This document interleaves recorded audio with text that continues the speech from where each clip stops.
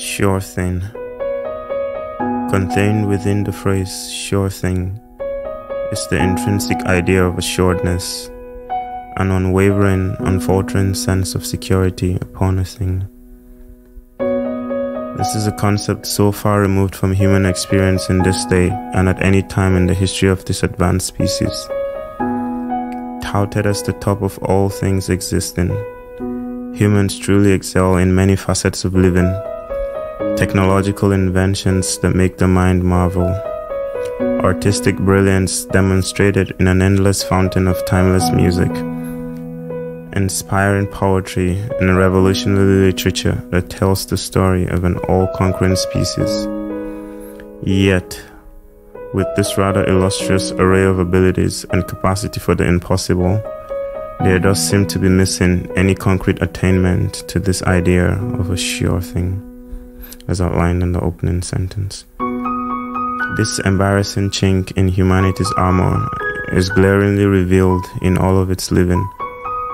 All of the hitherto described wondrous acts of humanity is unintentionally but regrettably laced heavily with a sense of insecurity. The aircraft is a great revealer of this embarrassing truth about human insecurity. An aircraft is a vehicle or a machine able to fly by gaining support from the air. From an engineering point of view, this is a rather remarkable invention, an unprecedented display of human ingenuity. But designed into this great machine is several layers of failsafe, which is summarily a disaster recovery mechanism. And if all else fails, there exists a parachute to facilitate escape for its occupants. This is a rather subtle but ever-present theme in all human inventions. All engineering and technological inventions must be built with some form of disaster recovery system, so much that for humanity, it is criminal to build or design anything without failure in mind. This subtle imprint on human psychology is due to the absence of the idea of a sure thing.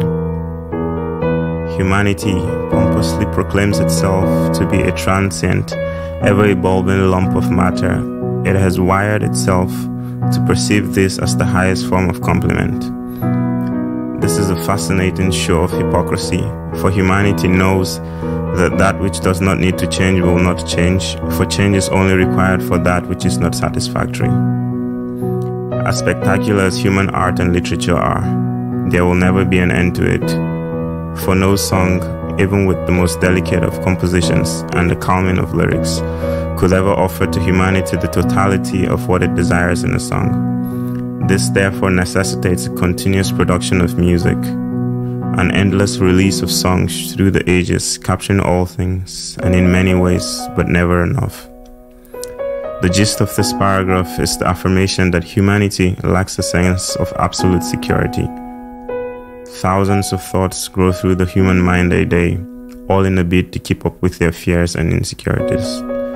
The average human has an unending list of fail-safes for every facet of human living. More backup friends just in case the best friend fails. Extra savings just in case they lose their jobs. Spare keys just in case they lose the one. It's also subtle, but humanity exists in a constant state of searching for absolute security, even if it's just a single thing. This discovery therefore presents humans as a brazenly ingenious species, each of them living with varying degree of anxiety. What is anxiety but an elaborate word for the slavery to fear? The remarkable thing of note is that the inability of humanity to find a sure thing, in spite of its high and lofty achievements, its boundless intellect and stupendous ingenuity, does not in any way invalidate the existence of this sure thing. A speculation such as this suggestion of the existence of a sure thing calls for great skepticism, for humanity has proven time and time again that it is the master of the world. It is great disrespect to the achievements and abilities of humanity to suggest that such a thing exists and humanity has failed to find it, nor made any progress towards finding it. It is an infallible truth that humanity is the master of the world, and if a thing exists in the world, humanity has found it, humanity is finding it, or humanity will find it. Herein lies a fascinating conundrum, an impossible situation, if you will. A thing that undoubtedly exists but has not been found, and a being who is so adept at finding things in the world that it's impossible for it to miss anything. This leaves us but one room for both of these mutually exclusive truths to exist. This sure thing must exist outside of the world that humanity is master of. But if this sure thing exists out of the world, and consequently out of the reach of humanity, then as far as humanity is concerned, it does not exist, rendering humanity perfect in all of its ways.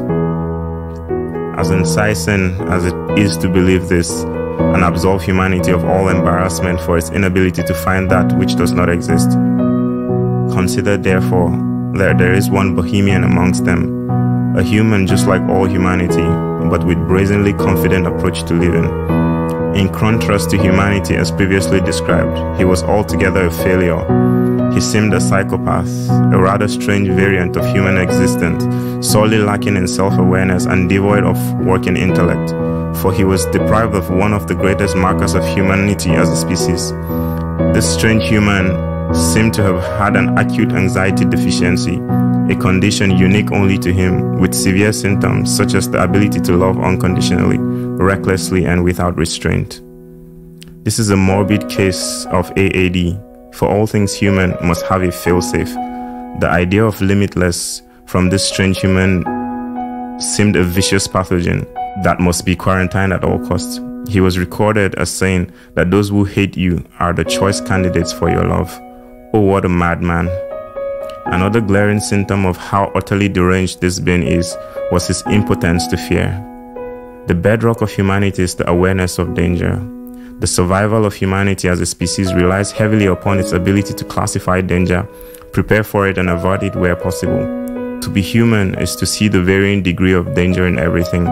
But then comes this maverick who notoriously got to a riverbank and finding no boat, walked across the water to the other side.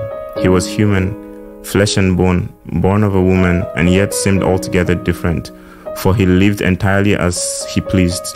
There were no rules nor laws of nature, economics, science, or politics that held him hostage.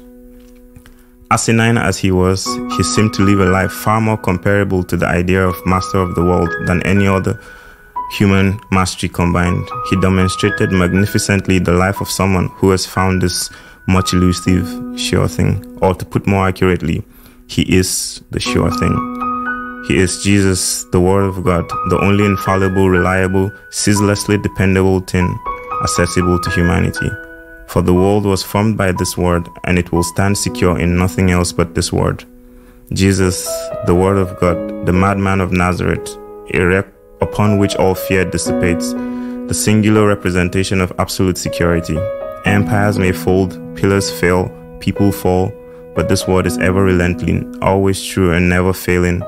In him there are no fail-safes, for there is no failure, no anxiety, for there is no uncertainty, no regrets, for there is no history.